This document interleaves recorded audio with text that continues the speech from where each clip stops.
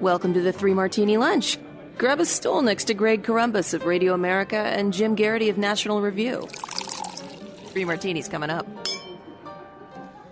It is actually Friday on the Three Martini Lunch. We finally made it here. It's been a long week anyway, but it probably felt extra long since it's been our first full week in a little while here. But Jim, we made it. The weekend is almost here. How are you? I'm doing okay. The joke is, what day is it? Between the mini week we had after New Year's, January 2nd and 3rd, and then this week and the snow day in the middle of it, 2020 is off to a rough start for knowing what day it is. It is true, but we're already 10 days in. That's amazing. We have good, bad, and crazy martinis for you today. So glad you're here. Let's start with the good. Jim, the Dow crossed 29,000 points on Friday, obviously closing in on 30,000. CNBC reports it like this. Stocks rose to record highs on Friday despite weaker than expected jobs data, as Wall Street concluded a volatile week chock full of geopolitical concerns. The Dow Jones Industrial Average traded 48 points higher to break above 29,000 for the first time ever. The S&P 500 and the NASDAQ also up. Investors like the fact that things seem to be de-escalating with the Iranians, although we'll be talking about that a little bit later in the podcast. The jobs data that they referred to, 145,000 new jobs created net in December, which is below expectations. Unemployment remains steady at 3.5%, which is a 50-year low. So, Jim, when Trump came in, he was at 19,804. I looked that up this morning.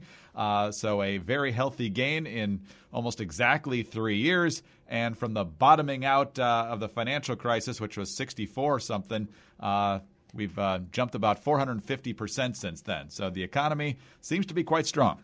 Yeah, and let's point out regarding that jobs report. Today's jobs report it's okay.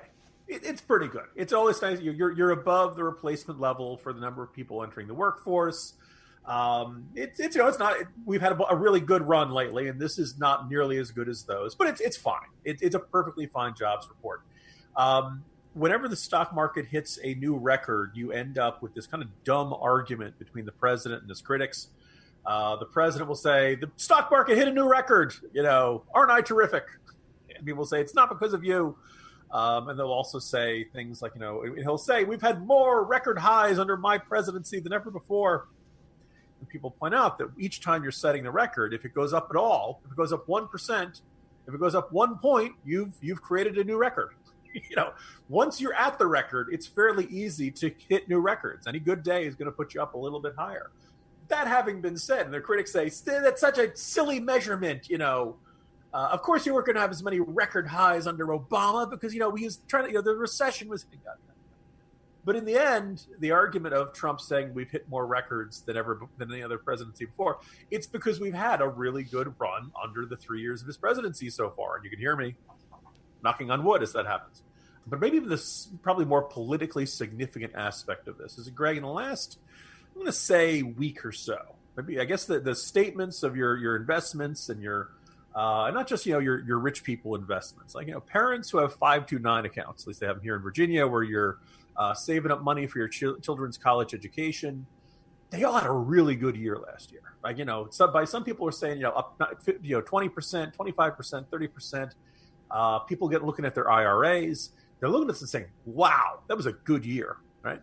This sort of thing is getting a lot of people to, they're inclined to say, "Hey, whatever we're doing in government, don't change it. Don't mess it up. We are really enjoying this roaring economy and this roaring stock market." And I know that people say, the economy is more than just the stock market. And yes, there's no doubt about that. But, and then the idea of, mostly it's rich people who invest in the stock market.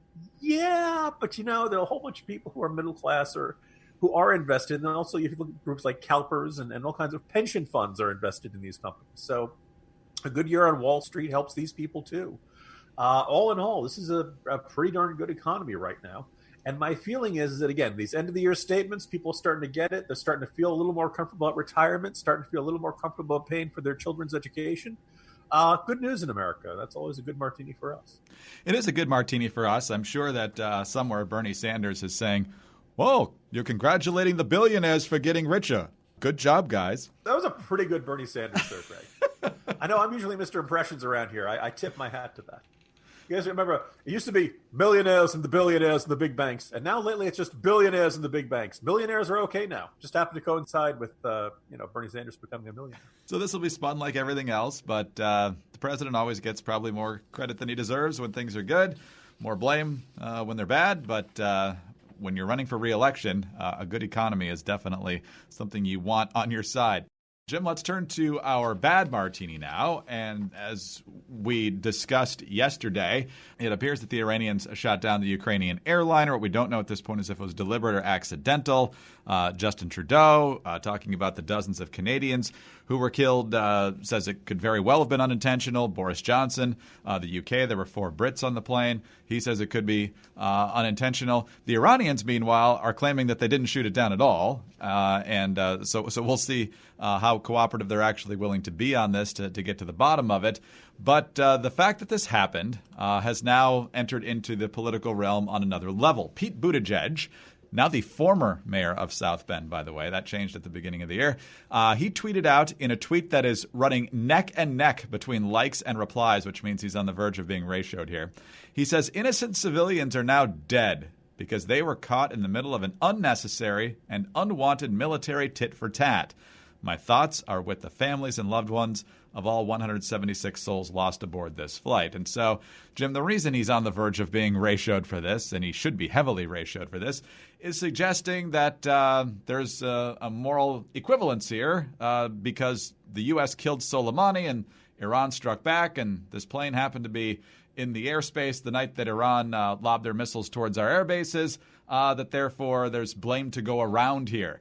And he's not the only one saying that. Tulsi Gabbard on Fox News with Bill Hemmer asked to respond to the Buttigieg tweet, and here's their exchange. This is one of these consequences of this escalation and this state of war that we are in. Having a foresight and being able to look at what the consequences are of going to war with Iran, I think, is a serious thing and a responsibility of the President Commander-in-Chief that I think he and his administration have not looked at. Are you agreeing with Buttigieg on the comment based on that answer there? My point is that this is a very unfortunate consequence of this escalation of war. But it was Iran who owned the anti-aircraft missiles. It was their system that went off when this airline Are you implying that they did this intentionally? No, I did not say that at all. The inference here is that Iran is responsible for this and not the tit for tat. This is the consequence of this escalation of war.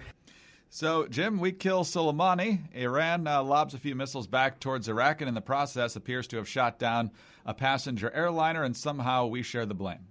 You know, this didn't come up in those particular 2 examples, but all over social media yesterday, the word of the day, today's secret word, as they used to say on Pee-wee's Playhouse, is crossfire.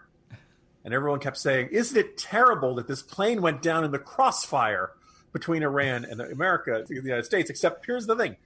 There wasn't any crossfire. No fire was crossing back and forth between 2 sides. Fire was only going in one direction, from Iran towards targets of the U.S. in Iraq. And it's more than a little bit infuriating to see this implication. I don't know whether people are saying this because they're ignorant. I don't know whether people are saying this because they want to create this impression. The other thing, the phrase you kept seeing in this was, this idea that Tulsi Gabbard kept going back to escalation of war. I mean, did we escalate by killing Soleimani, or did he escalate by firing the mortars at the U.S. bases and killing the contractor? Are we escalating by what we did, or are they escalating by arming their Iranian militias and using them to attack Americans? Did they escalate when they started supplying all the insurgents in Iraq with IEDs? Right? We can play this game all night long about who escalated by doing this. All the United States did was take a guy who was commanding the guys who were trying to kill Americans when he was outside of his country, on Iraqi soil, in a country where the United States has an agreement authorizing them to use military force to defend themselves, and we took him out of the game using a drone. We didn't fire any missiles at Iran. We didn't have him flown into Iranian territory. The territorial integrity of Iran is intact. Only one side was firing that night. Now, if you want to blame somebody besides the Iranian military today, and I talked about this in the Morning Jolt, you can, right? Yes, it was the Iranian military that fired the missiles of that evening. It was Iranian aviation authorities that didn't, shut down civilian aviation in the country during that evening. And of course, it was the Iranian military that fired whatever missile took it down. But if you want to really go at it, you can probably say, okay, dear airlines, why were you flying that night? Even if, by the way, the Federal Aviation Administration had put out an order to U.S. airlines saying, don't fly in this area. There's military action going on. This is exactly the sort of thing where you can end up getting either caught in the crossfire or misidentified as a military jet. Don't fly. And very often, foreign airlines do decide to listen to FAA recommendations. Didn't happen in this case. And not just the Ukrainian airlines, also Lufthansa, some, Turkish, some of the airlines you may have heard of did not do that. And people who follow aviation are saying, this is really strange. This was very preventable. And not just if America hadn't killed Soleimani. There was no reason for this airliner to come down if A, the Iranian groups had been better trained, B, maybe the equipment they're using doesn't do a great job of differentiating between civilian airliners and military jets. But most importantly, they shouldn't have been flying. They should have been taken off at that hour. There's just too much risk of everybody being on a hair trigger and firing. So deeply frustrating, but I really, this whole thing comes down to that Gene Kirkpatrick mentality. They always blame America first. That somehow, some way, if you trace the route back enough, kind of like Billy in those old Family Circle cartoons, he left a little dotted line everywhere. If you follow that dotted line long enough, eventually blame comes back to the United States of America. Everything ultimately turns into our fault. Yeah, exactly right. And we talked about this earlier in the week, but the idea that the history of the animosity between the two countries began with whatever just happened is absolutely maddening. It obviously goes back 40 years for sure. It goes back even decades before that, if you really want to be honest about it. But the idea that, this guy was second in command, this guy was revered by his people. No, this guy's in charge of the deaths of hundreds of American servicemen all the way back to Beirut in 1983, not to mention what happened in Iraq in this century. So the revisionist history here, or the erasing of history, is absolutely maddening. Earlier this week, I wrote this piece about, looking at the Iranian regime since 1979. And there were a couple of people who said, so a lot of people liked it, but some people didn't. And some people said, well, wait a second. You got to go back to the Iranian coup of 1953 to really understand Iran. Okay, all right, fine. I support studying history, and no doubt there were a lot of Iranians both then and, leading up to the 1979 revolution who saw the Shah as an American puppet, and that's what fueled a portion of the anti-Americanism that drove the Iranian Revolution. I don't know, when we're trying to decide what should we deal with Iran now. Well, we shouldn't have done that back in 1953. Sorry, pal, it's just not that helpful. Don't tell me what we should have done differently.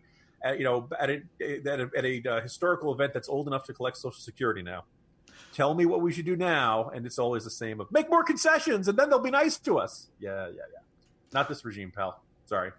Well, if we're being honest, we really have to go back to the Battle of Salamis, B.C., when the Persians were a huge favorite and the Greeks scored a massive upset.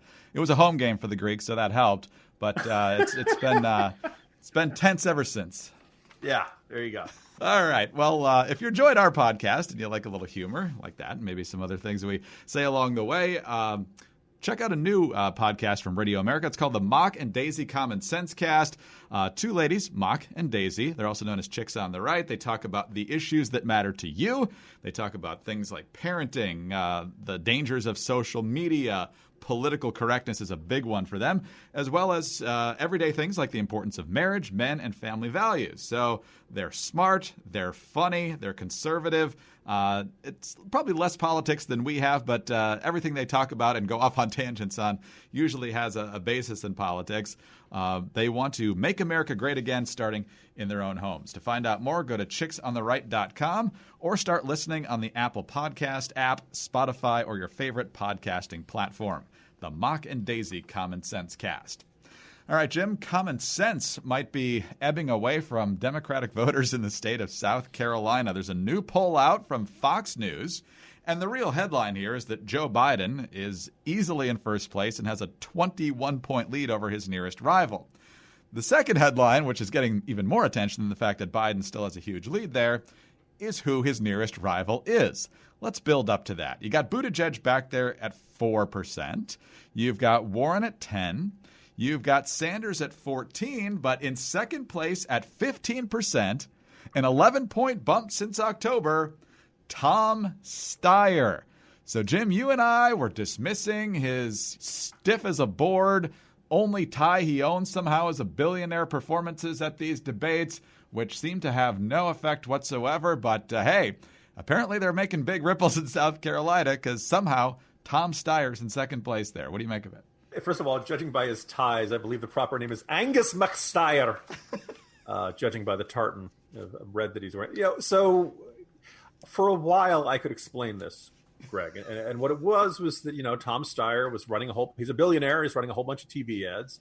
Was running a whole bunch of TV ads in South Carolina and Nevada, as well as the other early primary states. And, the candidates are spending a lot of time in Iowa, a lot of time in New Hampshire. But really, these second two of the big four hadn't gotten quite as much attention. There certainly hasn't been much polling in those states compared to the first two. And, if you get called, obviously not a lot of folks answer the phone, a landline to begin with. They don't necessarily answer the phone when they don't recognize the number. Hi, and we're with so-and-so polling company. We're conducting a poll. Would you like, hello? People hang up on pollsters all the time. So you're talking about people who decide to answer the phone, who feel like answering the questions. And maybe they just saw a Tom Steyer ad on TV, and they're asked, who are you supporting? And the first name that comes to mind is Tom Steyer. Or maybe they like the ads. Maybe I'm sure the ads are trying to make him look like he's the good principled guy. And, I have a hard time believing it's based on his debate performances, in which, one, a bit like Andrew Yang, he's not getting very much attention. He, doesn't get a lot of chances to speak, and generally when he does, you can tell his knowledge of the issues is mile wide and an inch deep. But 15 to 12%. Now we're getting into territory that's very strange. Now we're getting into something, and you could kind of see this like quiver of panic reverberate through Democratic social media last night, as they could the first insistence of this has got to be some weird outlier. It's a weird sample. This can't really be true. To the second possibility of, what if Tom Steyer really does get delegates out of this? And what does it say about the party that this guy who just showed up and started spending, first of all, if he can do it, imagine what Mike Bloomberg's going to do. And then the next thing is, what does it say that Harris is out and Castro is out and Cory Booker looks like he's on his last legs and no people can't remember Michael Bennet is running? Like, all of these serious Democratic lawmakers have gotten almost no attention or minimal attention in this process. But a billionaire shows up, starts running ads, and all of a sudden, poof, they're an instant, serious contender and could be second in South Carolina in a circumstance like this. Democrats like to believe that their voters are the smart ones. This shakes them like that. And I'll be honest, Greg, this still could be an outlier, and I'm kind of hoping it is, because otherwise, we may be in worse shape than we thought, even if it's, not the party we necessarily identify with. We were talking earlier about how Bernie doesn't like the billionaires. I think this one's at the top of his list now, because he's ahead of him in South Carolina. Bloomberg is making some inroads. I heard in one national poll he's caught up with Elizabeth Warren. The billionaires are trying to steal this nomination, he means two of them. Steyer and Bloomberg. So there's a lot of talk about broker conventions because in response to how the game was rigged against Bernie 4 years ago, not as much influence with the superdelegates and winner-take-all contests and so forth. So basically, you're looking at a couple different scenarios here. There's the Obama versus Hillary slugfest back and forth all the way to the finish, only this time would be with multiple candidates, which could prevent someone from getting a majority of the pledged delegates. Or it could be something like 2004, where you got a lot of candidates. Nobody's really sure what's going to happen when the votes start. But then John Kerry beats Howard Dean in Iowa, wins New Hampshire, and at that point, the rest of the party's like, okay, John Kerry's the nominee, and he pretty much romps the rest of the way. So which way are you thinking it's headed? Yeah, that second one is very much what Joe Biden is looking for. Joe Biden, right now, I did a whole kind of thing on this in the corner yesterday. Right now, in both Iowa and New Hampshire, you've got Biden, Sanders, Buttigieg. I keep being told that my boot edge is too sharp for the ears of certain listeners, like Michael Graham.